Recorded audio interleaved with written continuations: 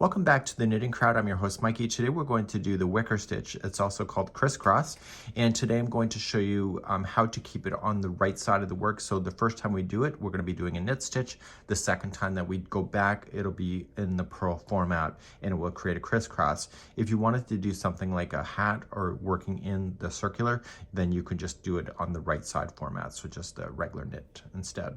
So to do this, it's in multiples of 2. So whatever you have on here, it always has to be a multiple 2. So because I'm doing a flat panel, I have the one that is just the beginning and the one that's the end. That's not going to be part of it. And then everything else in between is working in pairs. This is very much almost like cabling, but without any of the cable needles that are required.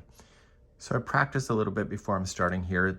What I've noticed is that it's okay to be tight with money and tight with things. This particular stitch, you don't want to be too tight with it because you're going to drive yourself nuts.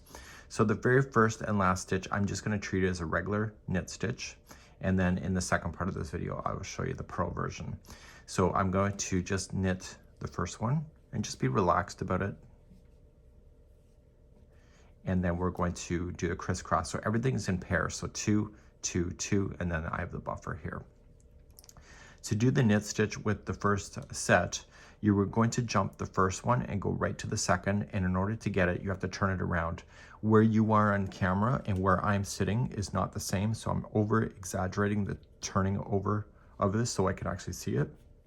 And I'm coming into the second one only, and I'm going to wrap the needle here.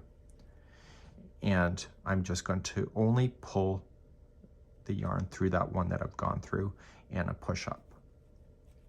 I'm not going to slide off this needle like I technically would. And I want to put this needle now around the front and grab the first one that I skipped in the knit stitch format.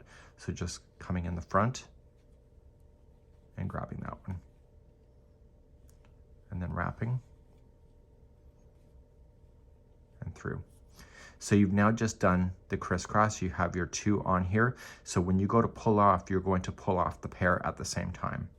So you're just going to pull off 2 loops because you've already confirmed that they're done.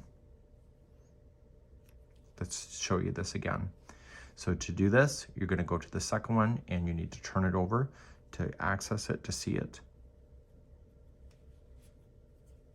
Yarning over, and you're going to knit that one only.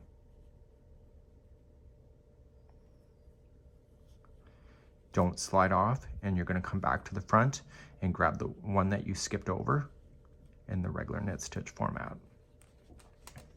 I'm being a little tight again, so I'm going to pay the price for this later. So I'm just going to knit that one, give it a bit of slack.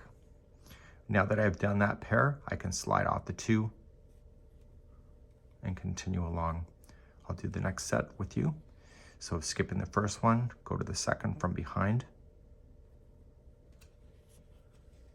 yarn over and through, and then come to the one you skipped by putting the needle on the front side and doing the regular knit stitch. So you can see I'm starting to fight with this thing, so just be a little bit loose.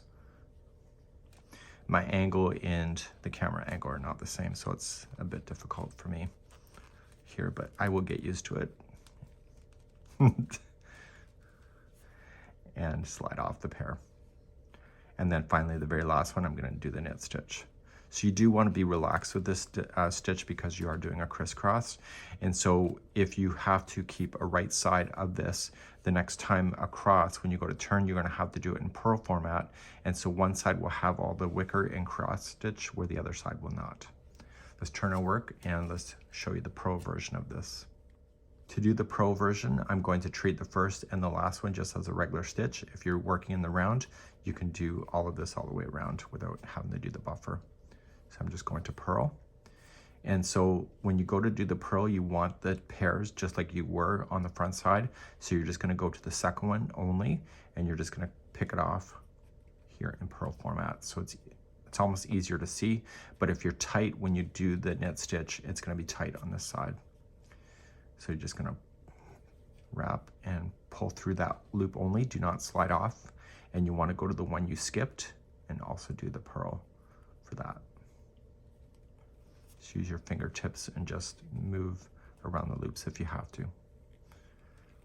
Once you have those two done, you can slide off the pair together. Do it again. So go to the second, access the second one here, Purl format. So you can see the tension is everything. So I could literally try to film this and not show you me struggling, but I think, you know, if you're learning a lot like I am, if you don't see a host struggling, then sometimes you think that you're doing it wrong, but it's just requiring more practice than what I've done. So you're gonna purl that one, and then you're gonna come to the one that you skipped in front of first. So you do that one next, and purl. And then slide off the pair, and I'll do the next set. So this one does require tension control. I have a concept that I want to use this stitch on, so I'm gonna have to practice quite a bit more before I get more confident with it. So I'm gonna purl, and then do the one I skipped. And then I'm just gonna purl the very last one. So take off the pair and purl the last one. So this will keep the wicker and the cross stitching all on the front side of the work that you see, and it will line up just like that. So this would be how to do a crisscross or a wicker stitch.